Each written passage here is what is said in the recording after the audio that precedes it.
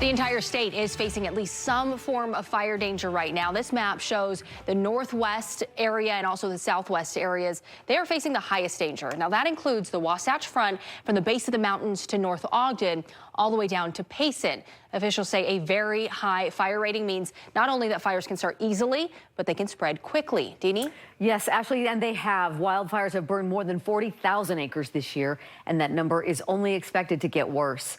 The Silver King has burned more than 18,000 acres, while the Deer Springs fire has charred nearly 12,000 acres. Both are around 80% contained. Wildland firefighters across the U.S. are on high alert as we're seeing some volatile conditions in the West, including right here in Utah. News specialist Mike Anderson joins us live to explain why firefighters are being put on notice, and Mike, what that means for all of us. Yeah, Denny, you know, it's called Preparedness Level 5 as set by the National Interagency Fire Center. Starts today, and a big reason why it comes down to a lot of these fuels that you see here after a couple of wet years. A lot of them are now drying out. It doesn't take much, a spark, a car driven over the dry weeds, and this stuff takes off, like in this fire just off 31st Street in I-15 in Ogden today.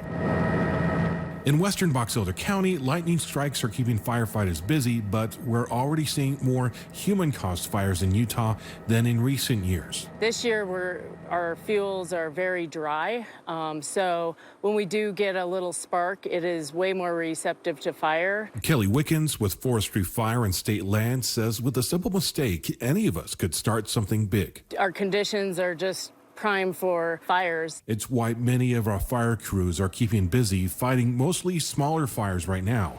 But Preparedness Level 5 means federal agencies are stepping in to manage resources, trying to make sure crews can be called on when something more threatening does happen. We're pretty high on the list because we have had some large fires, and our conditions are in a situation where we need to be ready to fight fire at a moment's notice. It also means all of us need to do our part, following fire restrictions and being careful with fireworks and really anything else that can light a spark. With our conditions so hot and dry, we just have to remain super vigilant and use our fire sense. And the Tangent Fire west of the Great Salt Lake, by the way, now is mostly contained at just under 500 acres. And a few more fires actually popped up overnight in West Box Elder County, but all of them are mostly out or under control now. Back to you. All right, Mike, thanks for the information.